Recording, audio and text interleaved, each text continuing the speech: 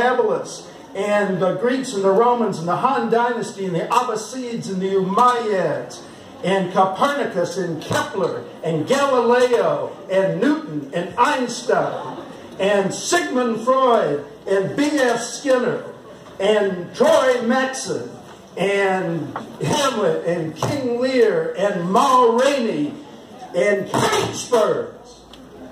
Dreams deferred. Do you understand, Ed Graff? Dreams deferred, but I'll tell you what, you're going to give me my education. So I can tell my great-great-great-great-granny what you would never tell her. I am sorry.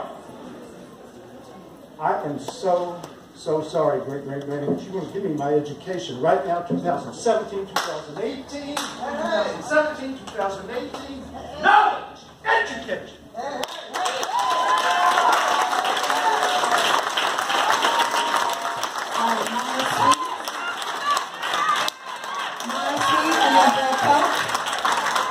And if you guys could be up here kind of ready to speak, because we do have a lot of names, 28 names. Mara Sweet, Bill Koch, Montserrat Bravo, Cortazar, Ladon Nur.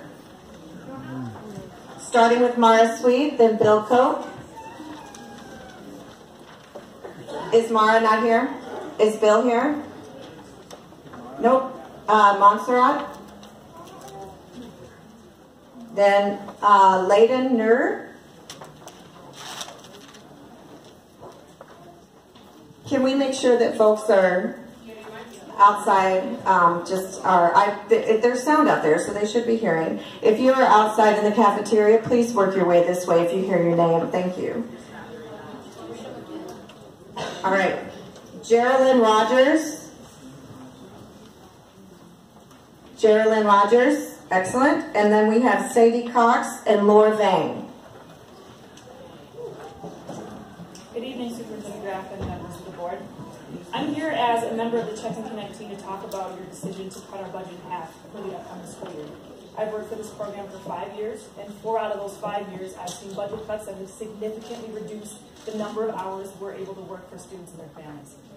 In a perfect world, each and every one of our students would show up to school every day with healthy minds and bodies, feeling safe, loved, nurtured, ready to learn. But we're familiar with the world that we live in, and we should be familiar with the conditions our students can be facing. Depression, anxiety, eating disorders, neglect, abuse, poverty, homelessness, the list goes on.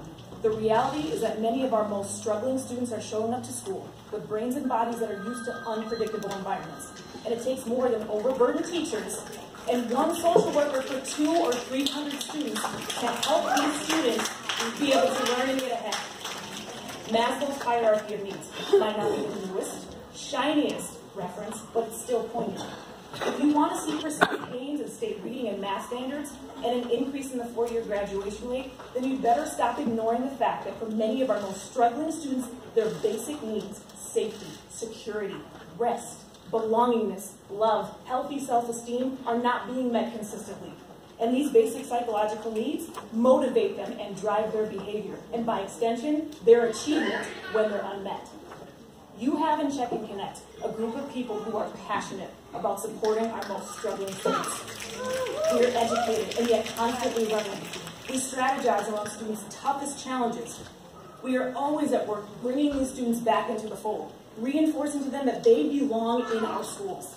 And we genuinely believe that all students can learn and succeed. And when you get to know them, you get to bear witness to the strengths they already have: intelligence, resilience, creativity. You get to help them develop the social and emotional skills they may be lacking.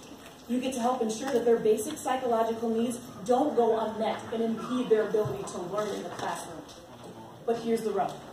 Behavioral change, skills development, it's a long game. If you don't believe me, ask anyone you know who's ever tried to lose weight. Change doesn't happen overnight, or even quickly at that.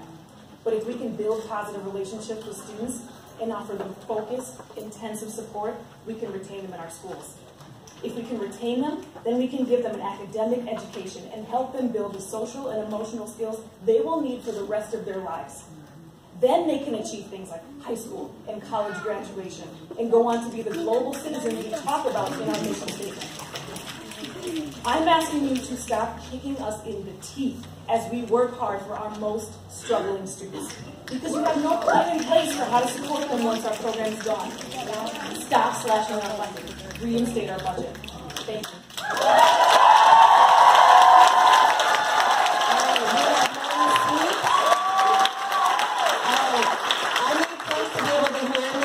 Names. We have Mara Sweet, Bill Cook,